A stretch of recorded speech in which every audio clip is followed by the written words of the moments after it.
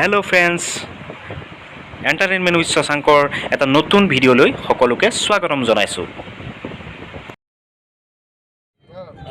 ক'ত গৈ আছোঁ আমি এতিয়া? আমি আছিলোঁ একচুৱেলি সাপেখাতিত, আৰু সাপেখাতিৰ পৰা লংডিং বহুত বেছি দূৰ নহয় বুলি গম পালোঁ। সেইকাৰণে বহুত দিন আহিম বুলি ভাবি আছিলোঁ, কিন্তু ব্যস্ততাৰ কাৰণে আহিব পৰা নাছিলোঁ। আৰু অৱশেষত আজি আমাৰ হঠাতে প্লেনটো হৈ গ'ল। তো গৈ আছোঁ এতিয়া। আপোনালোকে চাই থাকিব ভিডিঅ'টো। ধুনীয়া জেগা বুলি কৈছে, গৈ লওঁ, ভাল লাগিব। স্কুলৰ এখেত টিচাৰ আৰু যোৰহাটৰে হয়, আৰু এতিয়া মোৰ ভাইটিসমূহ বন্ধুসমূহ চব হ'ল। আৰু বহুতবাৰ মই ইয়াক কৈ আছোঁ যাম বোলো কৰিবলৈ অৰুণাচল, আৰু অৰুণাচল যাম কাৰণে আজি হঠাতে যোৱাটো প্লেন হ'ল। আৰু এতিয়া আমি জেগাবিলাক দেখাই যাম, বৰ ধুনীয়া জেগা। তো আমি বৰ্তমান এতিয়া যাম লংডিং। সাপেখাতিৰ পৰা আমাৰ 8 পৰা 10 কিলোমিটাৰ ভিতৰত পৰে অৰুণাচল বৰ্ডাৰটো। এই অৰুণাচল সীমান্ত পাৰ হৈ প্ৰথম আমি ডিষ্ট্ৰিক্টখন পাম, যিখনক লংডিং বুলি কয়। লংডিং আপোনালোকে বহুত ধুনীয়া প্ৰাকৃতিক দৃশ্য, য'ৰ পৰা আপুনি গম পাব যে আমাৰ অসমখন আগত যিমান মনোমোহা আছিলে, তাতোতকৈ এতিয়া পাহাৰীয়া এলেকাবিলাক বেছি মনোমোহা হৈ গৈছে, আগৰ নিচিনাকৈ আছে। তো আমিও সেই তাৰ পৰা যে শিকিব পাৰিম প্ৰাকৃতিক দৃশ্যৰ পৰা, তো তাৰ কাৰণে আমি চেষ্টা কৰি আৰু তাৰ কিবা অভিজ্ঞতা আমিও লৈ আহোঁগৈ। আৰু বহুত বেছি গৰম পৰিছে, সেইকাৰণে ওলাই আহিলোঁ ঠাণ্ডা জেগা বিচাৰি, ৰিফ্ৰেছিং। আৰু চাওঁ খালি তাত কেনেকুৱা ঠাণ্ডা হয়, কি হয়। আপোনালোকক চিল দি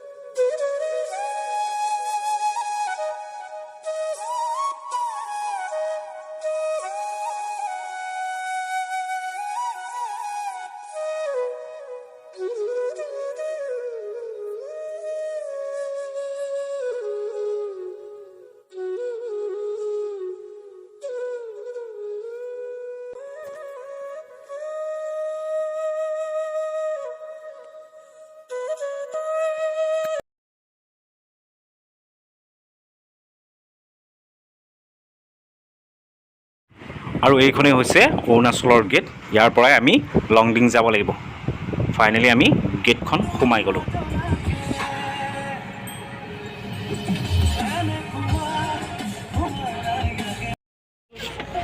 এতিয়া আহি পাই গ'লোঁ এই লংডিং এখন পুলিচ ষ্টেচন।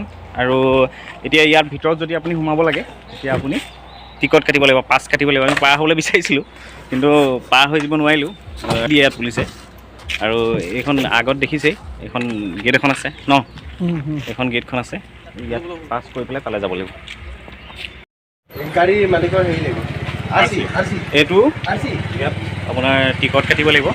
টিকট কাটি পেলাই এইটো দেখিছে, টিকট কাটিব লাগিব। টিকট কাটি পেলাই তালৈ সোমাই যাব পাৰিব। আৰু টিকটৰ মূল্য মাত্ৰ 50 টকা। তো আমি টিকটখিনি কাটি ল'লোঁ ধুনীয়াকৈ।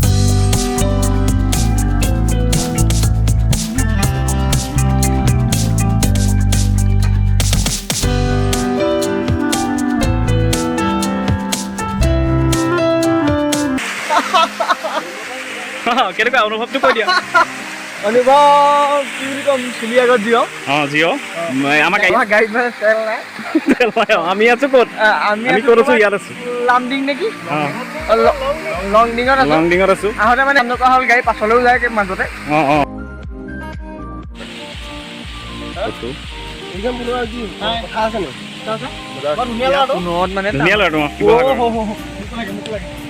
এতিয়া আমি পালোহি আৰু অলপ দূৰ আছে ইয়াৰ পৰা আকৌ যাত্ৰা আৰম্ভ কৰিম ইয়াৰ পৰা কিমান 20 কিলোমিটাৰমান হ'ব নেকি 20 কিলোমিটাৰমান হ'ব তো গৈ আছোঁ গাড়ী মানে বেছি তেল নাই সেইকাৰণে ৰিক্সটো অকণমান ল'ব লগা হৈছে তথাপিও খেলিব লাগিব উপায়টো নাই তো যাওঁ ন যাওঁ যাওঁ